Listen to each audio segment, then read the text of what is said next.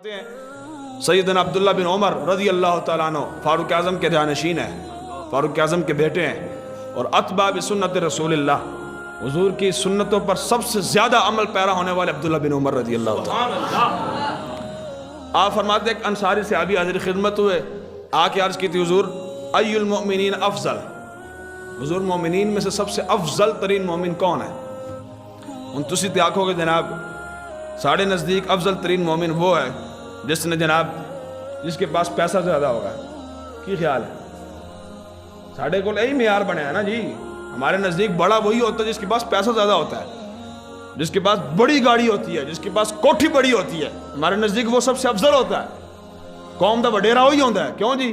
محلے دا وڈیرا وہی ہوتا ہے جس کے پاس لینڈ کروزر ہوتی ہے، جس کے پاس بڑی کوٹھی ہوتی ہے۔ جب سوال ہوا نا میرے آقا سے سبحان اللہ العظیم کہ حضور مومنین میں سے افضل کون ہے، میرے آقا نے فرمایا مومنین میں سے افضل وہ ہے احسنہم خلقا، جس کے اخلاق سب سے اچھے ہوں گے، جس کے اخلاق سب سے اچھے ہوں گے، جس کے ہاتھ سے اس کے پڑوسی تنگ نہیں ہوں گے، جس کے ہاتھ سے اس کے دوسرے مسلمان تنگ نہیں ہوں گے، جو سب سے اچھے اخلاق کا مالک ہوگا، فرمایا سب سے افضل مومنین وہ ہے۔ آج کون یقین کرنے کے لیے تیار ہے یار؟ یہ میرے آقا فرما رہے ہیں۔ اب جب میرے آقا کا فرمان آ گیا، مسلمانوں کی شان تو یہ ہے کہ سب سے افضل مومن اسی کو جانے جس کے اخلاق سب سے اچھے ہوں۔ پھر سوال کیا اس انصاری صحابی نے، عرض کی تھی حضور ای المؤمنین اقیس، کیس کا معنی تو دانا، عرض کی تھی حضور اقیس، اس میں تفضیل کا صیغہ ہے، فرمائی حضور مومنین میں سے سب سے بڑا دانا عقل مند کون ہے؟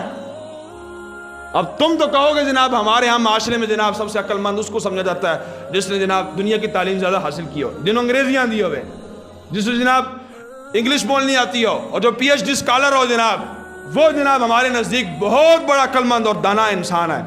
اور سنو میرے آقا کس کو ارشاد فرما رہے، جب سوال ہوا نا حضور صرف دانا نہیں بلکہ سب سے بڑا دانا اور سب سے بڑا عقل مند کون ہے، میرے آقا نے ارشاد فرمایا اکثرہم للموت ذکرہ وَأَحْسَنُهُمْ لِمَا بَعْدَهُ اسْتِعْدَادًا، فرمایا تم میں سے سب سے عقل مند اور سب سے بڑا دانا اور سب سے بڑا زیرک آدمی وہ ہے جو کثرت کے ساتھ موت کو یاد کرتا ہے۔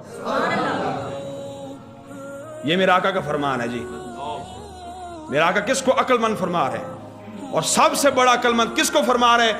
فرمایا جو سب سے زیادہ کثرت کے ساتھ موت کو یاد کرتا ہے، اور اپنے جو زندگی ہے جو فنا ہو جانے والی زندگی ہے اس کے اندر رہ کر نیک اعمال کر کے اپنے بقا والی زندگی کے لیے سامان سفر کرتا ہے۔ فرمایا وہ بندہ سب سے عقل مند اور سب سے دانا انسان ہے۔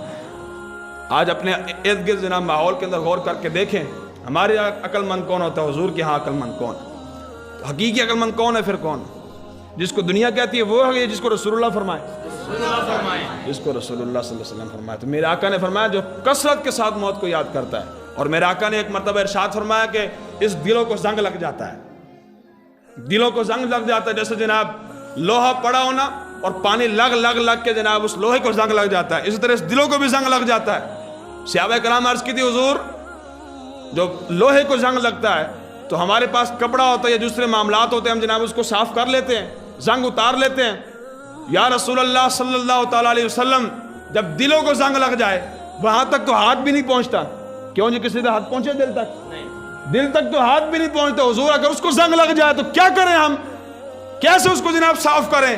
سنو جی میرے آقا کا ارشاد، میرے آقا نے فرمایا جناب دلوں کو جب زنگ لگ جاتا ہے نا اس زنگ کو دور کرنے کے لیے دو طریقے ہیں، دو طریقے ہیں۔ کون کون سے؟ فرمایا کثرت ذکر الموت و تلاوت القرآن، فرمایا کثرت کے ساتھ موت کو یاد کرنا اور کثرت کے ساتھ قرآن کی تلاوت کرنا۔ فرمایا یہ دو چیزیں ایسی ہیں جو دلوں پر لگے ہوئے زنگ کو دور کر دیتی ہیں، لیکن کون کرنے کے لیے تیار ہے؟ کون دور کرنے کے لیے؟ آج کون موت کو یاد کرتا ہے؟ قبرستان کی طرف کون لوگ جاتے ہیں؟ میرا آقا فرماتے ہیں نہایتکم عن زیارت القبور، فرمایا میں نے تمہیں زیارت قبور سے منع کیا تھا، ایک وقت تھا حضور نے منع کر دیا کہ جناب قبروں کی زیارت کرنے کے لیے نہیں جانا، لیکن حضور فرماتے ہیں مجھے اللہ نے فرمایا کہ اب ان کو حکم دے دو کہ جایا کرو قبرستان میں اور جا کر دیکھا کرو کہ یار اتنے بڑے بڑے حسین و جمیل لیکن وہ لوگ بھی یہاں موجود ہیں جناب جو اپنے جنہوں کہتے ہیں نا کاٹن دے وٹ بھی نہیں سی پہن دیتے گئے، کاٹن دے وٹ بھی نہیں سی، جناب میں تو یہ ہوں، میں فلانے دے پتر ہاں، میں فلانے دے پتر ہاں۔ فرمایا قبرستان جا کر دیکھا کرو جناب، جو اپنے کپڑوں پر جناب وٹ بھی نہیں آنے دیتے تھے نا، آج وہ بھی خاک کے ساتھ مل کر خاک ہو چکے. سمجھ آئی کہ نہیں؟ اے جناب نصیحت حاصل کیتا کرو. یہ لوگ روزانہ جو اٹھتے جنازے ہیں، یہ ہمیں کیا پیغام دیتے ہیں؟ یہی تو پیغام دیتے ہیں کہ یار جی میں توڑے نال دے گا، آج میں جا رہا ہوں تو کل تم نے بھی آ جانا ہے. سمجھ آئی کہ نہیں؟ مولا علی شیر خدا رضی اللہ تعالیٰ عنہ آپ ایک مرتبہ قبرستان میں داخل ہوئے. قبرستان میں داخل ہوئے تو صحابہ کرام بھی ساتھ تھے. آپ اندر جا کر آپ نے فرمایا یا اہل القبور السلام علیکم. فرمایا قبروں والو تم پر اللہ کی سلامتی ہو. قبروں کے اندر سے آواز آئی، اندروں آواز آئی وعلیکم السلام یا امیر المومنین. تو آڑے دے بھی اللہ دی سلامتی ہوئے جی. آپ نے فرمایا لو جی سنو، آپ نے فرمایا کہ بھئی چونکہ ہم ابھی دنیا میں ہیں اور تم جناب قبروں میں ہو، دنیا کے حوال ہم تمہیں بتاتے ہیں کہ ادھر کے کیا حالات چل رہے ہیں. اندر دے حالات سانو نہیں پتا، تسی دسو اندر دے کی حالات ہیں. اندر جناب ایک مردے نے کہا جناب قبلہ پہلے آپ بتائیں کہ دنیا کے کیا حالات ہیں، ہمارے جانے کے بعد کیا حالات ہوئے. آپ نے فرمایا بھائی بات یہ ہے، جب تم دنیا سے گئے نا، وہ جو ہماری بیویاں جو تمہارے نکاح میں تھی، تمہارے جانے کے بعد انہوں نے آگے شادیاں کر لی ہیں، آگے انہوں نے نکاح کر لی ہیں.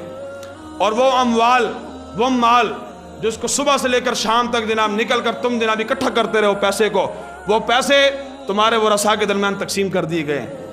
وہ اولاد جو تم چھوڑ کر آئے تھے، ان کا حال ایسا تھا جناب، لوگ اس کو کہتے ہیں یہ یتیم کا پتر ہے، یتیم کا بیٹا ہے، اس کے جناب اس کی بھی زندگی گزر رہی ہے. اور فرمایا وہ بنائیں، وہ بلڈنگیں، وہ کوٹھیاں، وہ محلات جس کو تم نے اپنے رہنے کے لیے بنایا تھا، تم تو وہاں نہ رہ سکے، آج تمہارے دشمن وہاں رہ رہے. اے عجیب بار دی حالات ہیں. اندر دے دسو حالات کیے نے. لو جی اندروں آواز آئی، کہنے لگے جناب بات یہ ہے قد تخرقت الاکفان وانتصرت الشعور وتقطعت الجلود وسالت الاحداق والخدوق. ہائے ہائے. اندروں آواز آئی، کہنے لگے یا امیر المومنین مولا علی شیر خدا سنو جی، جب سے آپ ہمیں دفنا کر گئے نا یہاں، وہ جو ہمارے جسموں پر کفن تھے نا، وہ کفن بھی پھٹ چکے ہیں. ہمارے جو بال تھے جناب، بال بھی جناب ختم ہو چکے ہیں، جلدیں ہماری پھٹ چکی ہیں، جسم ہمارے ختم ہو چکے ہیں، ہمارے جناب یہاں سے آنکھیں نکل کر ہمارے رخساروں پر آ چکی ہیں. اور کہنے لگے یا امیر المومنین مولا علی شیر خدا سنو، جو ہم نے نیک اعمال دنیا میں کیے تھے نا، آج ہم نے اس کا صلہ پا لیا، قبر کے اندر ہمیں اس کا صلہ مل گیا. اور جو ہم نہ کر سکے، آج ہم پشیمان ہیں، کاش وہ بھی ہم کر لیا کرتے. ٹائم جو سانو ملے سی وقت ہمیں ملا تھا، ہم نے کیوں وقت ضائع کیا؟ اور وہ وقت ضائع نہ کرتے، اللہ کے احکامات پر عمل پیرا ہوتے، جیسے جناب دوسرے چیزوں کا ہمیں صلہ مل گیا ہے، ان چیزوں کا بھی ہمیں صلہ مل جاتا. سمجھ آئی کہ نہیں؟ اندر جان تو بات کسی نے حال نہیں پوچھنا. ہاں، کسی نے حال نہیں پوچھنا. اندر کام آنا تو رسول اللہ نے کام آنا.